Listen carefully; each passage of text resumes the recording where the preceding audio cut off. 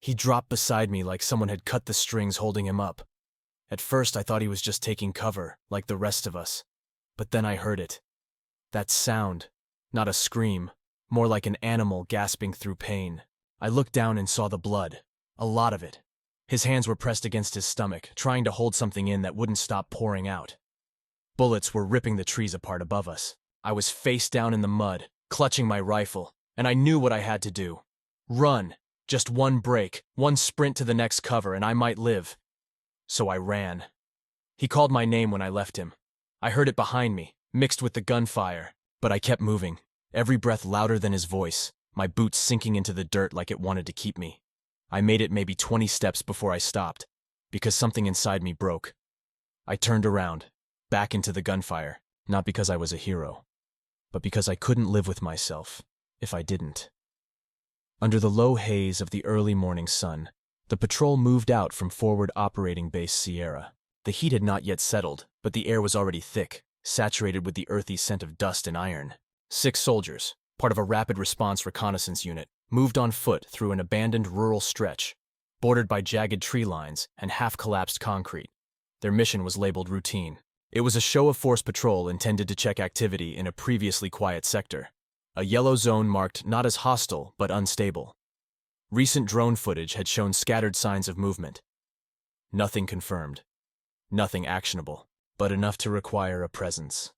Among the 6 was Reyes, known to his unit for his sarcasm and steady aim, and beside him walked Ortega, his longtime friend and teammate. They had trained together, deployed together, bled in the same fights, and shared more silence than words over the years. Their bond had been built under pressure, forged by drills, firefights, and the dull rhythm of daily survival. They moved as one, not needing to speak. A glance, a shift in breath, was enough to communicate everything. Their roots snaked along the remnants of a riverbed now dried and cracked from months without rain. Flies hovered near shallow puddles. The jungle pressed in from both sides, a constant wall of green shadows and suffocating humidity. They kept spacing tight but functional, moving with rifles angled low, scanning the brush with half-lidded eyes honed by repetition. Each man carried enough ammunition for a prolonged engagement, a radio, and a ration pack. Their gear was worn, dusty, layered in sweat. Their uniforms matched the terrain, brown, faded, stained with time. The lead scout paused near a rusted bridge where twisted steel jutted like ribs from the earth. He raised a fist. The patrol halted, ears perked, eyes alert. But there was no sound, no birds, no breeze. Just the steady drum of their own heartbeats in their ears. It lasted only a second, but it was enough for everyone to register the tension. Then the movement resumed. At checkpoint 3, they split into 2 elements. 3 soldiers took the high trail toward an observation ridge. Reyes, Ortega, and their squad leader moved east, toward an old farm compound that had once been a sugar plantation before the war turned it into a skeleton of bricks and silence. The satellite imagery had shown the outer buildings intact, but hollowed out. It was considered low risk, the perfect place for a temporary rest or repositioning. As they approached the compound, the temperature spiked. The trees thinned out into a clearing overrun with weeds and vines. The building stood like rotting teeth, gray, cracked, with broken windows and soot-stained walls. Ortega moved along the western wall, his boots crunching over spent casings and old debris. A burnt-out truck rested on its rims nearby, covered in moss and the smell of rust. Everything was too quiet, but not in a cinematic way. It was the kind of quiet that bred fatigue rather than fear. They swept the interior methodically, room by room. No signs of fresh activity.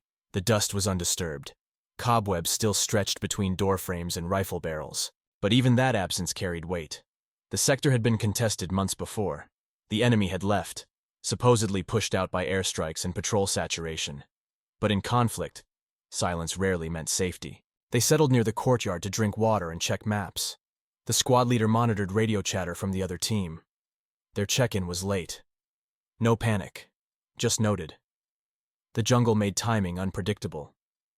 Signal bounced in strange directions. Ortega crouched near a half-buried ammunition crate and lit a cigarette. The smoke coiled upward, mixing with the humidity like another layer of sweat. Reyes stood nearby, eyes on the tree line. His jaw was tight. His hand rested on the grip of his rifle, not out of fear but familiarity. Movement came then, not visible but felt. A tremor in the silence, the way shadows shifted unnaturally. Ortega noticed it first. He rose slowly, flicked his cigarette away, and raised 2 fingers. The others followed, falling into position without command.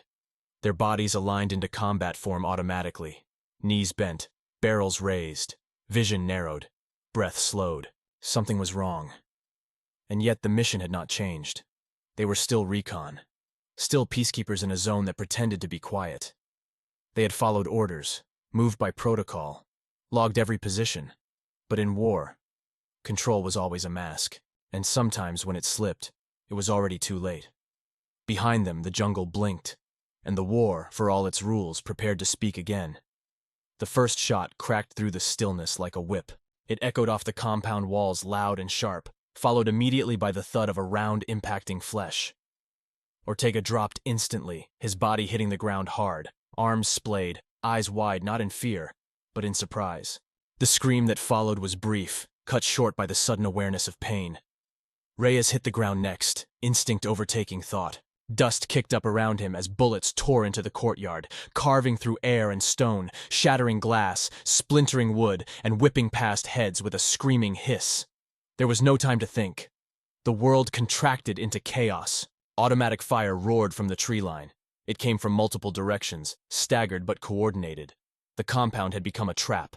They hadn't walked into enemy territory, they had been lured. The old farm was a perfect kill zone, surrounded by overgrowth, shallow walls, no overhead cover.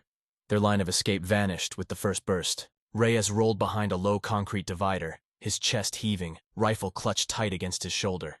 He scanned for targets, but the enemy was invisible, hidden behind green and distance. Shadows moved between trunks, muzzle flashes lit up dark corners, but there were no clear silhouettes to shoot. Return fire was difficult, nearly blind. It wasn't a firefight. It was execution, controlled and rehearsed. The squad leader tried to call for support, radio pressed to his ear, but the line was choked with static. Either jammed or drowned in interference. There would be no quick reaction force, no drone, no overhead guardian. They were alone, and everyone knew it. More bullets ripped through the compound. One struck the radio pack, sending sparks and smoke into the air. Another buried into the ground near Reyes's foot, lifting gravel into his face. He ducked, blinked against the sting, and returned fire. Short, precise bursts. He wasn't shooting to kill. He was shooting to breathe. Every round he let off was a second of control, a piece of resistance in the collapsing order around him. Ortega lay 10 meters away, curled onto his side behind a broken pillar. Blood soaked the front of his shirt, dark and spreading. He clutched at it with one hand, the other trembling as he tried to draw his weapon. Reyes saw it, the way his fingers fumbled, the way his body jerked each time a round hit near him. He tried to call out, but the words caught in his throat. The air was full of gunpowder and panic. The squad leader crawled toward the far exit, shouting for movement, signaling a fallback. Reyes nodded, turned to Ortega again. For a moment, time slowed. Their eyes met. Reyes hesitated. Then he moved. He darted across the open space, low and fast, bullets clipping past his helmet, biting into the walls. He reached Ortega, dropped to his knees beside him. The wound was bad. Lower abdomen, likely through and through. Blood bubbled at the edges. Ortega was conscious, barely, his lips moving silently. Reyes grabbed him by the collar and tried to lift him, but the weight was too much. Dead weight. Dragging him out would take time they didn't have. Another round slammed into the wall beside them, sending concrete shards into Reyes's cheek. He flinched, blinked away blood, and made the choice. He let go. He stood, pivoted, and ran, back toward the squad leader, toward cover, away from Ortega. As he moved, he felt everything slow again. The sound dulled, the heat faded. The only thing real was the pressure in his legs and the scream that Ortega made behind him. It wasn't loud. It was raw. Reyes didn't stop. He couldn't. If he turned around again, he wouldn't make it. He vaulted over a rusted fence, landed in a crouch near the back exit of the compound.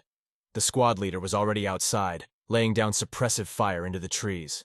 Reyes joined him, reloading with shaking hands, forcing his body to move, to function. The firefight stretched on, bullets answering bullets. But something had shifted. The enemy was advancing. They pushed through the tree line like smoke, fast and quiet, taking advantage of the confusion. They didn't yell, they didn't charge, they hunted.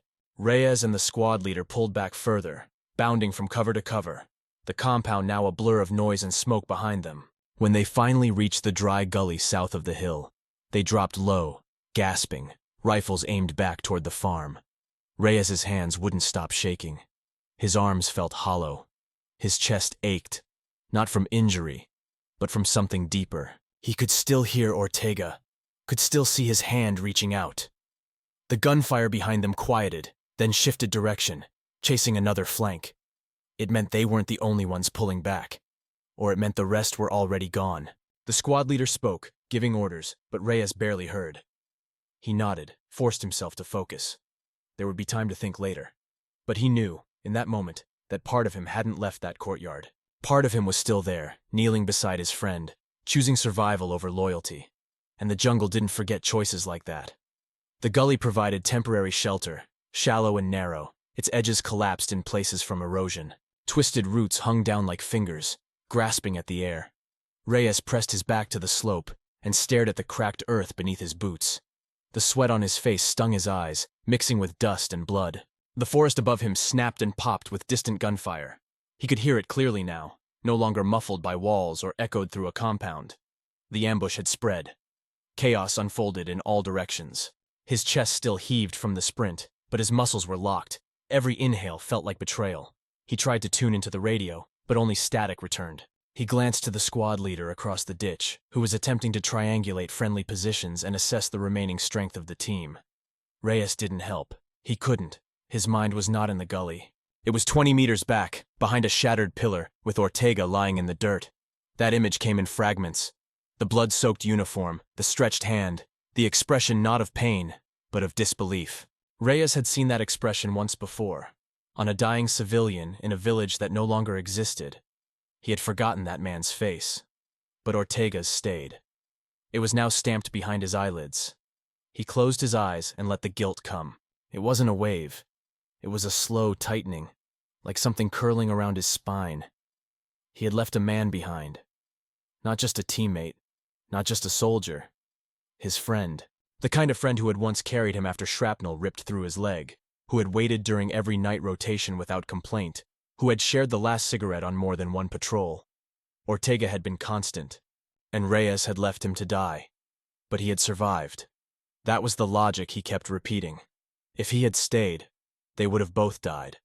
That was what the training said. That was what protocol demanded. Live to fight.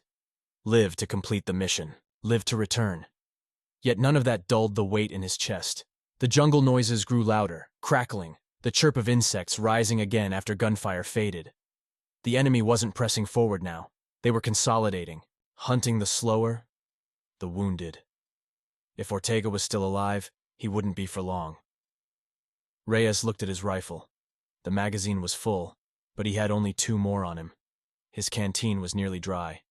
He had no grenades left. The radio still gave nothing. He ran his tongue over dry lips and forced himself to his feet. The squad leader looked up, said something Reyes didn't register. Maybe a question. Maybe a warning. Reyes nodded, picked up his rifle, and turned. He didn't say where he was going. He didn't ask permission. There was no explanation to give. The choice had already been made. The terrain was familiar in the worst way. Every tree was a landmark of failure. Every bend in the trail, every divot in the dirt held the echo of footsteps that had already passed. As he retraced the path, his heart pounded harder than during the initial escape. Not from fear of being shot, not even from the thought of dying, but because he wasn't sure if Ortega would still be there. He wasn't sure if the return would matter. He moved slowly at first, crouched low, sliding between trunks, stepping around roots. He stopped often to listen. The forest was full of its usual deception. Movement in the leaves, shifts of wind, the occasional bird startled into flight. But beneath that lay something else. Voices. Murmurs. Not his team. Too close. Too cautious.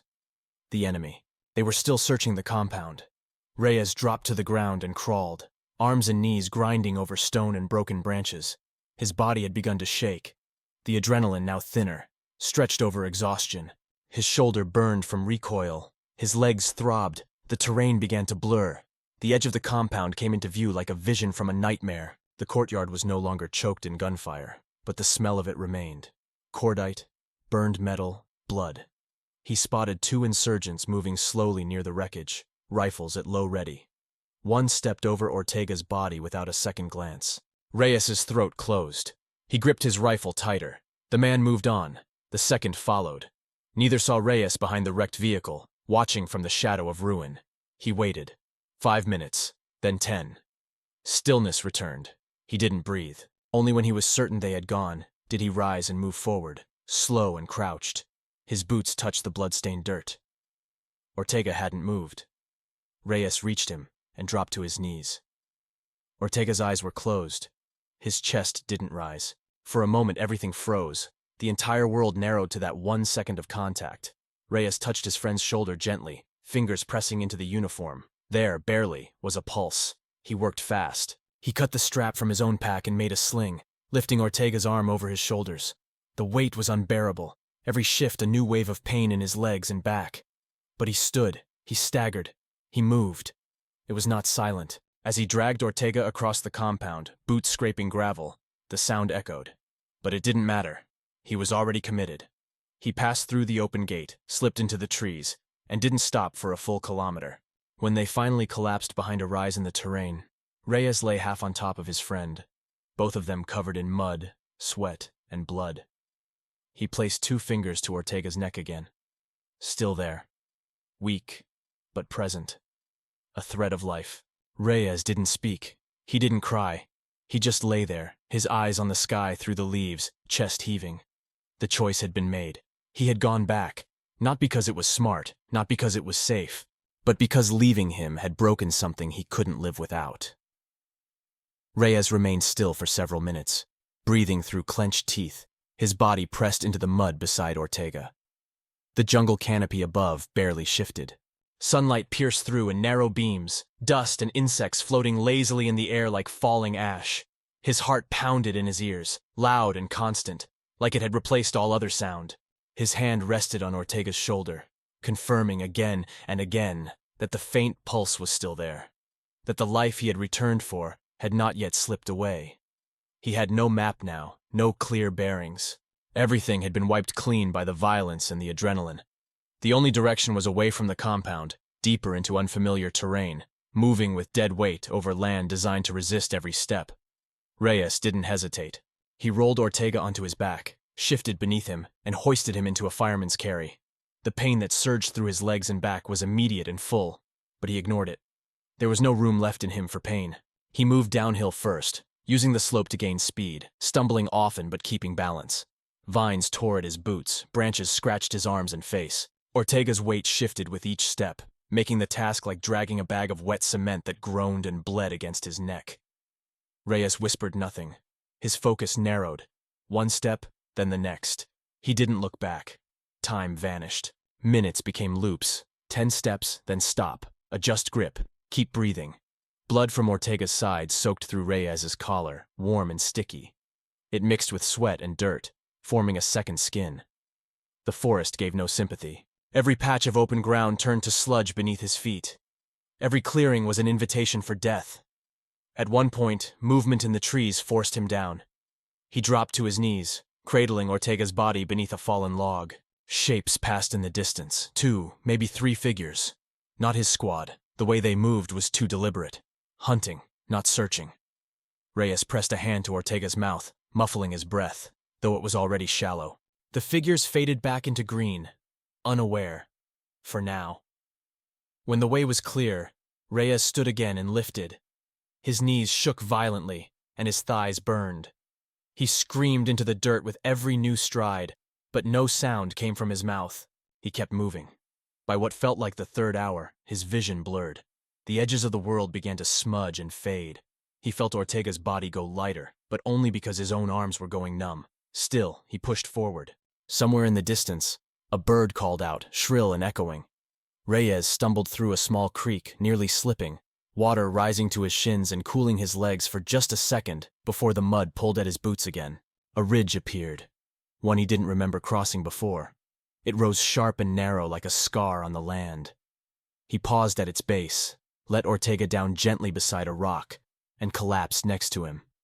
His head tilted back, eyes to the sky. For a moment, he considered staying there. letting it end. No more movement, just peace.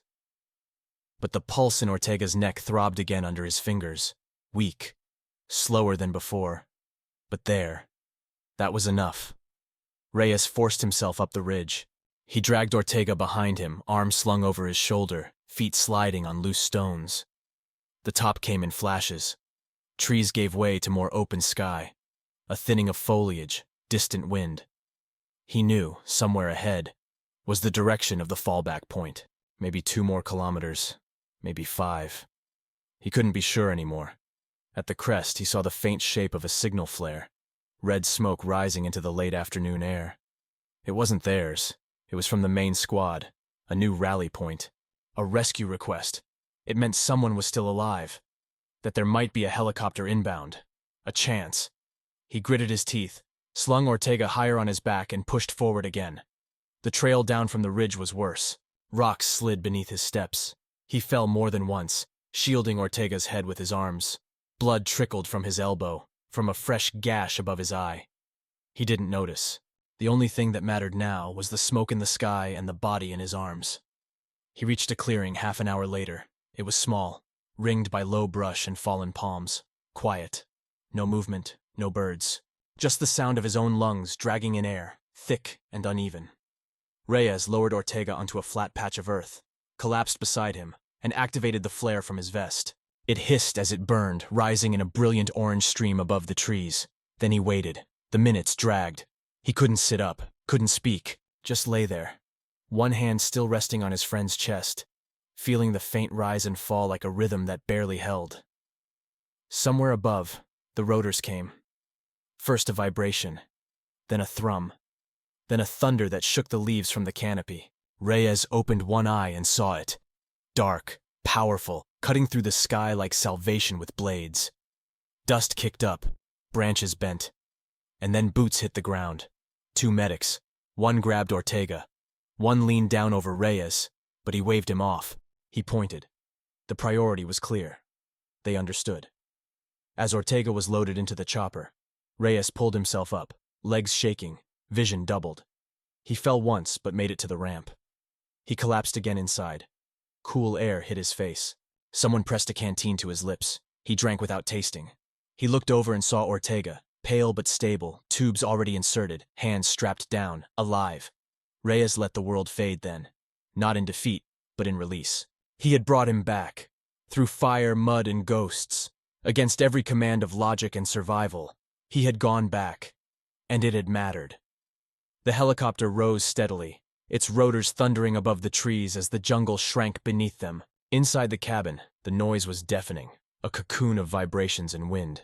Dust and leaves still clung to Reyes's uniform, his arms shaking from exhaustion and blood loss. He sat hunched against the metal wall, his rifle resting between his boots, untouched. Across from him, Ortega lay on a stretcher, strapped down, an oxygen mask covering his face. IV lines snaking from his arm into clear fluid bags swaying gently with each shift of the aircraft. The flight medic worked quickly, checking vitals, adjusting bandages, injecting stabilizers. Reyes watched through half-lidded eyes, the adrenaline that had driven him for hours now draining from his body. Every joint ached, every breath felt shallow. He didn't speak. He didn't need to. He had done what he had come to do. Ortega was alive. That fact pulsed louder than the rotors. The bird banked left, exposing a full view of the jungle canopy stretching into the horizon. A living ocean of green and shadow. Somewhere down there was the compound, the clearing, the path he had carved with grit and refusal, the place where he had left his friend, and the place he had returned to. It already felt distant, like a dream distorted by memory. The base came into view minutes later, an austere concrete strip bordered by sandbags and coiled razor wire. The landing zone had been cleared in advance. Medics waited with a gurney. Command staff stood near the edge, clipboard in hand, faces unreadable. As the helicopter settled, kicking up dust and debris in every direction, Reyes blinked hard, trying to anchor himself to the moment. The doors opened. The heat outside was immediate, dry and hard like a slap. They pulled Ortega out first. Reyes tried to stand, but his legs buckled. 2 soldiers caught him under the arms and helped him down the ramp. His boots hit the pavement and nearly slipped. He steadied himself, pulled his shoulders back, and limped forward. He didn't look at anyone directly. He didn't salute. He walked beside the stretcher as long as he could before the medics pulled Ortega into the tent. Inside, the base clinic was lit with too much light. Harsh fluorescence buzzed overhead, white sheets, white walls, the cold smell of antiseptic. Reyes sat on a cot while a corpsman cleaned his wounds.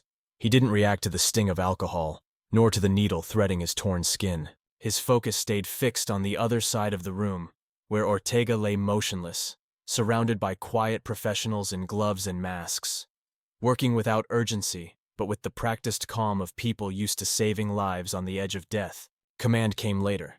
2 officers, clean uniforms, tired eyes. They didn't interrogate. They asked for a timeline, for coordinates, for condition reports. Reyes answered with a slow, hoarse voice. He described the ambush, the retreat, the moment he ran, and the moment he turned back. He didn't embellish. He didn't minimize. He simply told it. They took notes, nodded, left. One of them paused at the door, looked back as if about to say something, but thought better of it and walked away. That night, Reyes sat outside the tent alone. The base was quiet now.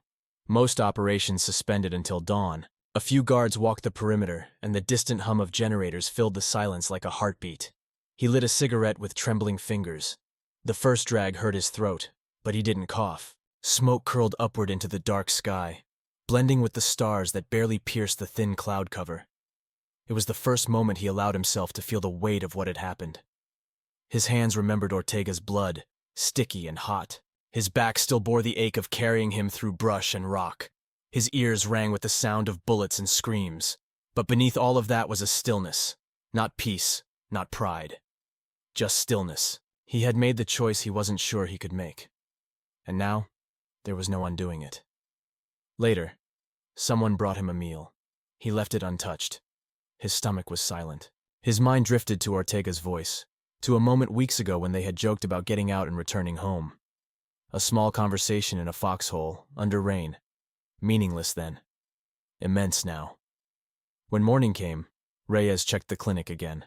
Ortega was still unconscious but stable. Machines beeped softly, measuring the rhythm of survival. Reyes stood beside him for a long time, one hand on the metal railing, eyes unmoving. No words, no gesture, just presence.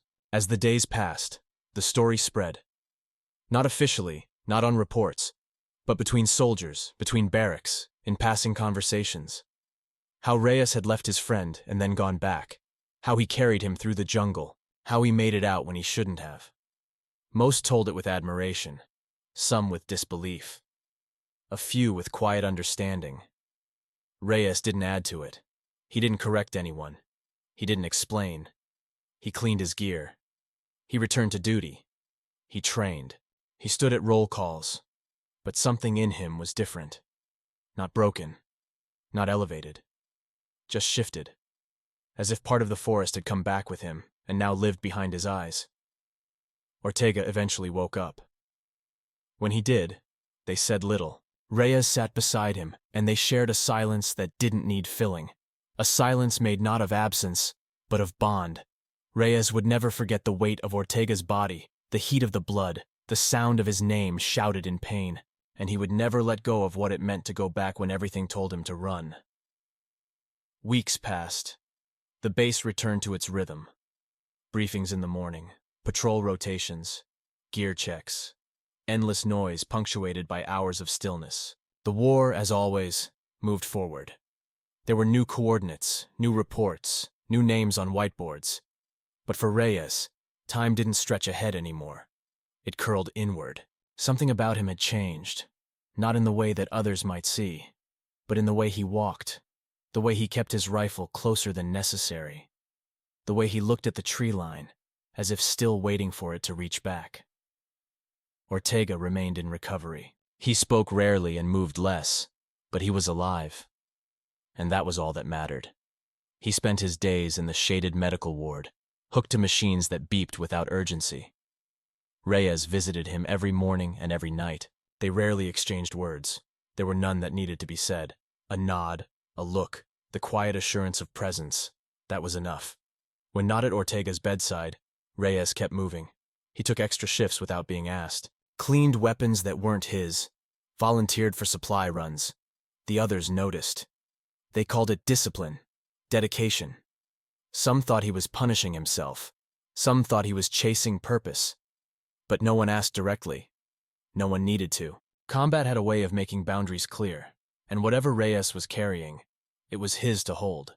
Sometimes he found himself walking to the edge of the base at night, where the wire fence gave way to the endless stretch of jungle beyond. He would stand there in silence, the wind brushing his face, his hands resting on the cold metal. The memories came differently in those moments, not in the chaos of sound and blood, but in the smaller details.